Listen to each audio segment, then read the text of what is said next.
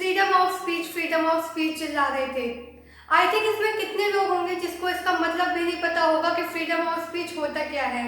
तो ऐसा क्या हुआ जिसकी वजह से अर्नब गोस्वामी को जेल जाना पड़ा, और हुआ भी तो क्या हुआ, आइए जानते हैं इस वीडियो में। जिस केस में अर्नब गोस्वामी को अरेस्ट किया था वो अन्वे नायर का केस है। इसका टीआरपी वाले केस और पालघर वाले केस से कोई लेना देना नहीं है। ये बहुत अलग केस है। ये बात है 5 मई 2018 की। एक मुंबई बेस्ड इंटीरियर डिजाइनर जिनका नाम था अन्वे नायर, उन्होंने सुसाइड कमिट कर लिया। सेम डे उनकी मां की भी डेड बॉडी पाई जाती है उसी घर में, और पुलिस को सुसाइड नोट भी मिलता है इस केस में, जिसमें अन्वे नायक ने लिखा था कि that he was facing financial problem, क्योंकि बहुत सारे लोग उनको पैसा ऑट करते थे और उनको वही पेमेंट टाइम पर नहीं मिली, जिसके कारण उन्होंने एक कदम उठाया। इस नोट में उन्होंने 3 लोगों को ब्लेम किया, जिसमें नाम था Arnab Goswami, Firoz Shaikh and Nitesh Sarda. It means इन तीनों ने अन्वे से काम कराया था इंटीरियर डिजाइनिंग का अलग अलग प्रोजेक्ट्स पर, लेकिन इन तीनों ने ही उन्हें उनके काम के पैसे नहीं दिए। According to the suicide note, Arnab Goswami ने 83 लाख रुपीस ऑट करते थे अन्वे को अपने स्टूडियो के काम के लिए। फिरोज शेख 4 करोड़ और नितेश शारदा ने 53 लाख ऑट करते थे। ये कोई नई स्टोरी नहीं है, ये आप पिछले साल 2 न्यूज़पेपर में देखिए, वहाँ आपको इजीली अवेलेबल होगी। और तो और ये जो नोट है ये भी पब्लिकली अवेलेबल है। ये इंसिडेंट हुआ था अलीबाग शहर में, जो महाराष्ट्र के रायगढ़ डिस्ट्रिक्ट में आता है। रायगढ़ पुलिस ने इसकी एफआईआर रजिस्टर करी थी, लेकिन रिपब्लिक टीवी ने कहा कि सारे चार्जेस को डिनाई कर दिया जाए। करीब 1 साल तक इसकी इन्वेस्टिगेशन चली थी और फिर फाइनली पुलिस ने ये केस क्लोज करने के लिए फाइल किया था।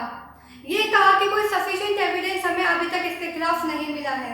फिर फाइनली 16 अप्रैल 2019 को जुडिशियल मजिस्ट्रेट ने समरी रिपोर्ट इस केस की एक्सेप्ट कर ली थी और फिर इस केस को क्लोज कर दिया। लेकिन एक चीज है, उस टाइम पर बीजेपी की सरकार थी महाराष्ट्र में। तो अगर आपको ऐसा लग रहा है कि ये केस पॉलिटिकल इश्यूज की वजह से बंद हुआ है, तो इसमें आप गलत नहीं हैं। लेकिन जो उनकी पत्नी और उनकी बेटी थी वो चाहते थे कि वो उसमें और ज़्यादा इन्वेस्टिगेशन हो। वो इससे खुश नहीं थे। वो चाहते थे कि अन्वे नायर को जस्टिस मिले। लेकिन इसके कारण उन्होंने प्राइम मिनिस्टर को भी एक नोट लिखा था कि फिर से री इन्वेस्टिगेशन की मंजूरी दी जाए। फिर फाइनली 2020 मई में जब गवर्नमेंट चेंज हो गई थी, अन्वे की पत्नी और उनकी बेटी होम मिनिस्टर ऑफ महाराष्ट्र से मिले एंड रिक्वेस्ट भी करी री इन्वेस्टिगेशन के लिए। फिर फाइनली 15 अक्टूबर 2020 को कोर्ट ने परमिशन दे दी री इन्वेस्टिगेशन की। अब बात करते हैं हाल ही में घटना की 4 नवंबर 2020 की। 3 एक्यूज को पुलिस ने अरेस्ट किया था, लेकिन आपने न्यूज में सिर्फ अर्नब गोस्वामी का ही नाम सुना होगा, लेकिन अरेस्ट तीनों ही हुए थे। अरेस्ट के तुरंत बाद अन्वे नायर की पत्नी और उनकी बेटी प्रेस कॉन्फ्रेंस बुलवाई और कहा कि वे इससे बहुत ज़्यादा खुश हैं।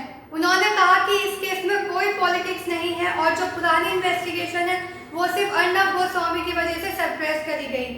रिपब्लिक टीवी ने यह भी कहा कि पावर का मिसयूज किया जा रहा है, क्योंकि अर्नब गोस्वामी ने महाराष्ट्र सरकार पर बहुत सवाल उठाए हैं और उनको क्रिटिसाइज भी किया है।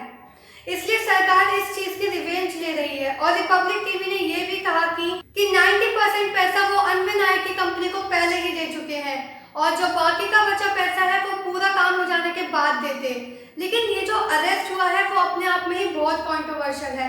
काफी वीडियोस और इमेज सोशल मीडिया पर उस टाइम पर फैली थी। उस दिन रिपब्लिक टीवी पर यही आया कि अर्नब गोस्वामी को असॉल्ट किया गया है एक पुलिस के जरिए, लेकिन उस दिन शाम को अलीबाग कोर्ट ने ये चीज रिजेक्ट करी और कहा कि जो एलिगेशन है असॉल्ट के, ये सब कुछ गलत है। रायगढ़ पुलिस के द्वारा कोई असॉल्ट नहीं किया गया है अर्नब गोस्वामी का। अरेस्ट होने के तुरंत बाद बीजेपी के मिनिस्टर्स ने ट्वीट करना शुरू कर दिया कि यहाँ तो इमरजेंसी आ गई है, यहाँ तो फ्रीडम ऑफ स्पीच को खत्म किया जा रहा है, जर्नलिस्ट को खत्म किया जा रहा है।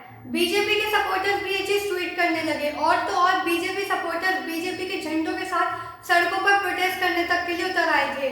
ये तो मान लो ऐसा लग रहा था कि जैसे किसी रिपोर्टर का नहीं बल्कि किसी बीजेपी के टॉप पॉलिटिशियन का अरेस्ट हो। स्मृति ईरानी का कहना है कि यह आपके ऊपर है कि आप अर्नब गोस्वामी को सपोर्ट करते हो या नहीं, लेकिन अगर आज आप चुप रहे इसका मतलब है कि आप सप्रेशन को सपोर्ट करते हो। लेकिन सोचने वाली बात यह है कि पहले कितने जर्नलिस्ट की डेथ हुई, तब तो कोई बीजेपी का मिनिस्टर सामने नहीं आया, किसी ने कोई ट्वीट नहीं किया। क्यों? क्योंकि सारे जर्नलिस्ट सवाल कर रहे थे, आपकी सच्चाई निकलवाना चाहते चाहते थे। ये सब ठीक है, लेकिन जब आप और आपका प्लेयर जेल में जाएगा तो आपको नुकसान तो होगा ही। इसलिए अब आप बोल रहे हैं कि फैसिज्म हो गया। उनकी वाइफ सौम्या व्रता राय, जो चैनल के सीनियर एग्जीक्यूटिव एडिटर भी हैं, उन्होंने कहा कि मेरे पति को मिलने नहीं दिया जा रहा है लॉयर से।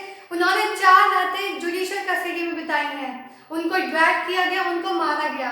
और महाराष्ट्र सरकार का ये भी कहना है कि अर्नब गोस्वामी, जो रिपब्लिक टीवी के हेड हैं, उन्होंने अपनी पोजीशन का मिसयूज किया है और उन्होंने पब्लिकली पुलिस मार्किंग किया है। अर्नब गोस्वामी के बेल पर किरीट सौम्या ने कहा, Arnab Goswami bail is a slap to Uddhav Thackeray government.